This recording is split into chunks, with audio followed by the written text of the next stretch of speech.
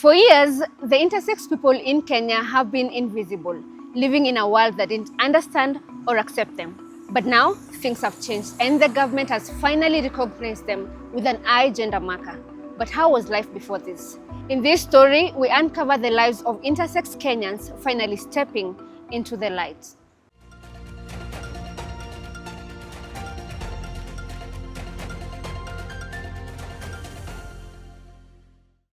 To understand why this matters, you have to hear what life was like before the world knew they existed.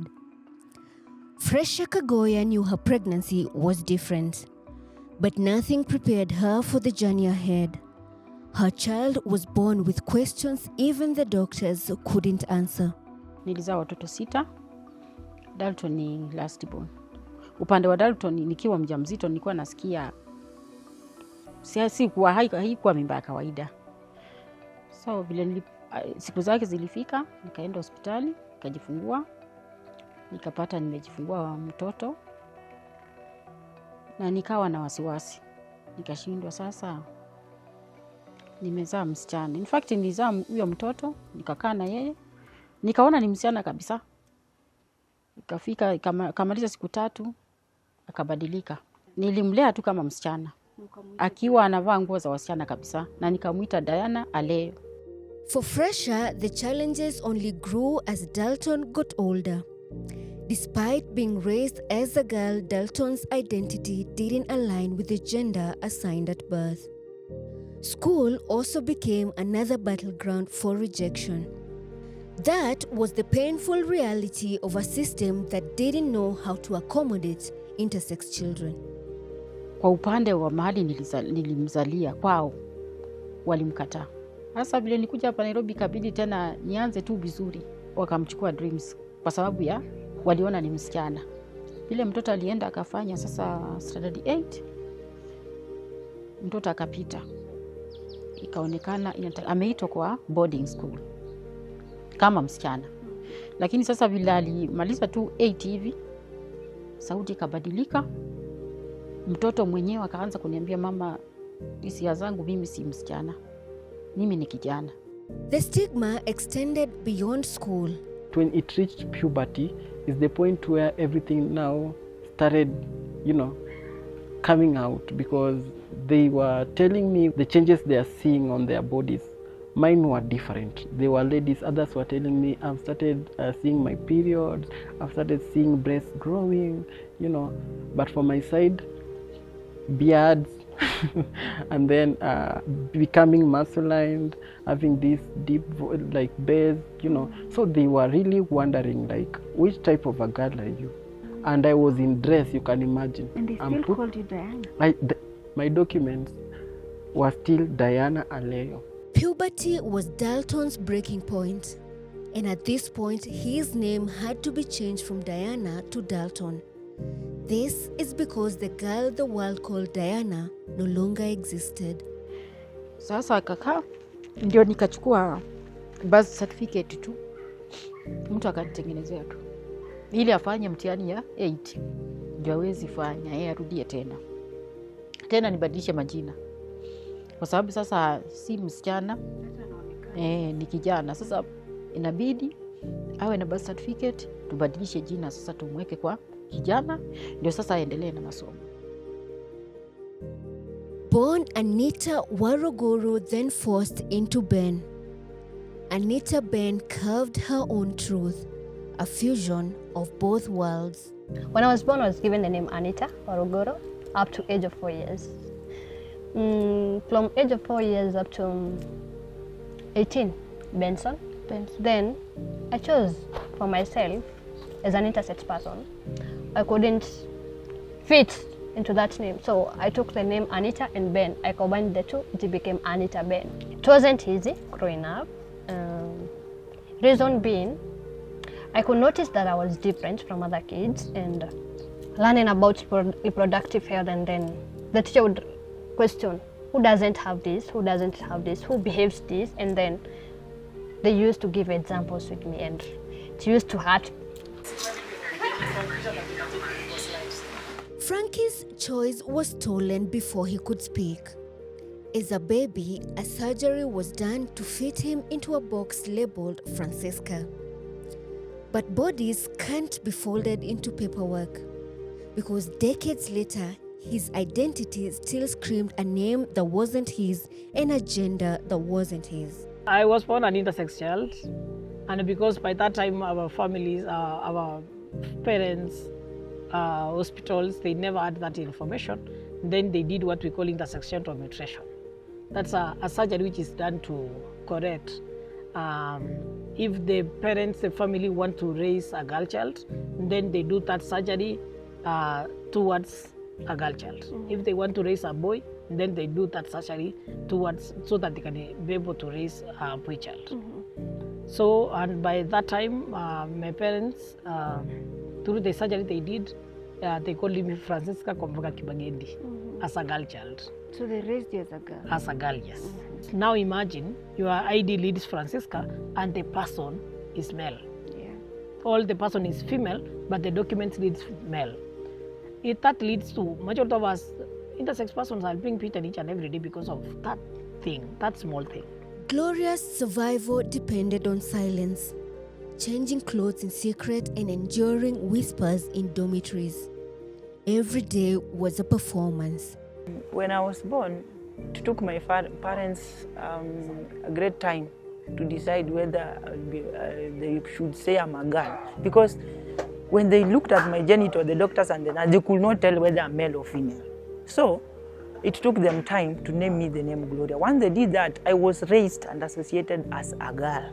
So in primary school, people used to call me a tomboy because I never played with girls. I only played and worked in a company of boys.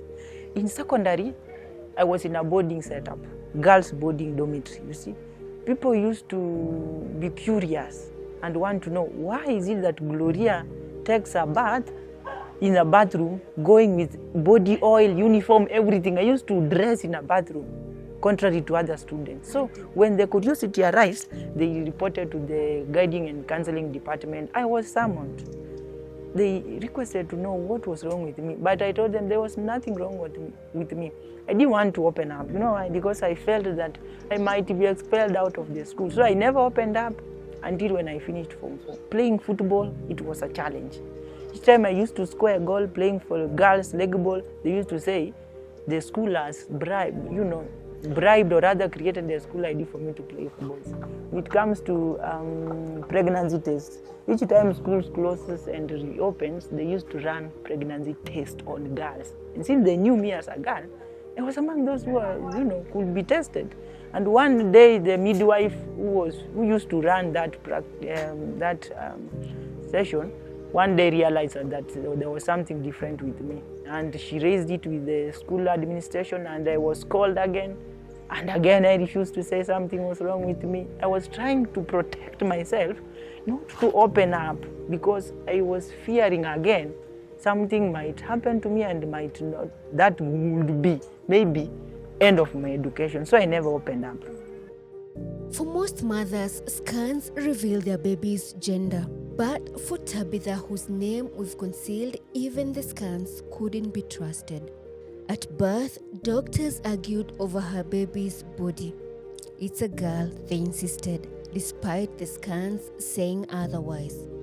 The shock never left her. By then, nimefanywa scan more than 3 times and the gender comes as a boy. So, daktari huyo mwenye alinifanyia siasa ananiambia mtoi, and he asked, si unajua na kuonyesha? Do you see the baby? Nikamwambia yeah. Kwanza ni msichana ama kijana? I said it's a boy. Unajua umeko ile maji, at the same time uko na ile kitu ya oxygen. Mimi insist it's a boy. Juu ndio kitu yenye nilikuwa najua, niambia no it's a girl. Alafu hakuwa na balls. Nilikuja kwa pia later. Hiyo kitu ikani hound, but sikuwa nafikiria sana, naona ni kama I'm hallucinating juu ile dawa. But how much of this struggle stems from simple lack of knowledge?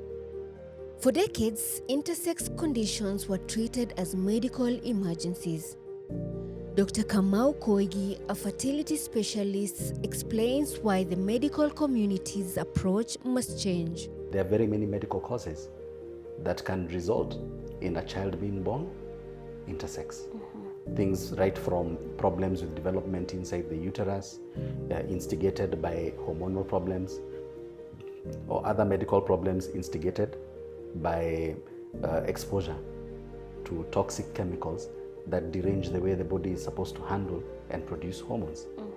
So there is a lot that is responsible for a child being born intersex. Mercy knew she was different even before she knew the word intersex. Her classmates mocked the way she moved and the games she played. But how do you explain a feeling you don't have language for? I realized that I was different nikiwa hapo hivyo class 2-3. Yeah, because watoto tu they are always innocent as they have been always. So pale nilikuwa nasikia watoto wanasema huyu ako na kakitu inaka ya kijana. So I really got curious, but singeuliza mama. Because sasa at that age, hata hujui ya kijana inakaaje, wasichana inakaaje. But I just realized that something was different. And I was feeling a bit withdrawn from that age. Because kuna tu zile games zenye mkicheza ati unaambiwa wewe hata wewe huwezi kuwa mama. Wewe huwezi kuwa mama. Saa zote sikuwa napenda venye saa zote nilikuwa nacheza role ya mtoto ama auntie. It was a bit boring, but it was fine for me. Nilikuja tu kurealize these were all games. They were good and we enjoyed our childhood. For years, she folded into herself until she met others who whispered back, "You are not broken." I wanted to know whether other people seriously really existed. At that time, I was about 19. I was really 19 years. So my desire first was, kuna mtu mwingine anakaa kama mimi? That was just the question. The discovery of a community made everything a bit more comforting. There's this program here in Kenya that pays for girl child school fees. It's called Dreams. So Dreams used to pay for my school fees while I was in primary school. And then my mom had to go to their offices and tell them, my kid is like this and this and this. And she's no longer called Diana, she is now called Dalton. So I was asking if you can continue paying her fees as a man. Yeah, as a man. And then they said, unfortunately, we can't, because that program is only for the girl child. So what they did was something nice. They told her, we won't, but we will connect you to someone who has the link whereby there are other intersex persons, or there's an organization that helps intersex persons. So that's how my mom got jinsi yangu contacts, and then I was taken to a psychologist for therapy, and they told me I met other intersex persons. I never expected that. And then something came to my mind that I should just accept the fact that I'm an intersex person, and it wasn't a choice. And there's nothing I can do about that. What began as a simple safe space in 2011 became something revolutionary. The first Kenyan community where intersex people could finally stop explaining themselves. Jinsi yangu was formed in 2011, and our main focus was to give intersex persons a safe space, where they can just meet, share their own issues, and then see if we have any support we can give them at that time, without even ourselves knowing what intersex meant by that time. It created something radical, a belonging, where 46 different intersex variations felt like home, where family finally meant people who understood. 2022, somewhere there, I decided to come on board and share my experience, encourage others, and above it, to become a community. When we become a community, we feel like we have another family, a family of us, intersex. We feel like we belong to that family because we accept that all of us are different with our different variations, because under intersex we have 46 variations, and with everyone's different variation, we accept them because they are our brothers, they are our sisters, they are our relatives. This is the daily reality for intersex Kenyans. forced to choose between two doors that never fit, where every public space becomes a potential humiliation and survival means perfecting the art of apology. When I need to go for a short call, I have to go as a lady, you know. But now, you see, sometimes I find it a challenge when I'm in CBD. I want to go for a short call, and you know, sometimes maybe the latrines that I enter, for the side of men, you just have to stand. You urinate while you stand, and for the ladies, have the ones which have door. So sometimes I sneak in there, but when I come out, I find a police officer out there. So he asked me, young man, can't you see here? Can't you see here is for ladies? Then I have to pretend like, oh sir, I'm so sorry, I'm really sorry. And you know Kenyans, sometimes you know, you just have to, please just drink soda. I'm so sorry, I didn't. But he will harass you, you will be harassed. Even ladies can scream in there. Many intersex persons have that, you know, the mismatch. You can really quickly note the mismatch, or rather observe the mismatch between their biological self, when you physically look at them, and the documents they're holding. The statutory documents like the ID, birth certificate, KCP, KCSE. For example, if you look at my documents, they read Gloria Luhunga. But each time I present, like at the airport, SGR, banks, M-Pesas, they say I'm using someone's documents. But changing one's body was never the solution. The real revolution began when intersex Kenyans started changing into something far more powerful: their legal identities. In 2023, I started my journey of changing my documents, and I started with my birth certificate, because as a leader, when we talk about we have policies, you must test what is working, what is not working, and what is not working, what can we do to ensure that it works. So I started the name change by changing my birth certificate. I changed it to Frank Robert Kibagendi. Then from there, it took me a lot of time. It took me 4 months. But I was happy, because each and every time my work was to sensitize the leaders, the officials, the government officials, to understand what that means. Because more intersex persons were to come, and they will come. So my work was to sensitize these officials to understand that we are there and we need these documents. Yeah. And then from there, I started changing my ID. It took long again, took 1 year, from 2023 February, March to 2024 March. Wow.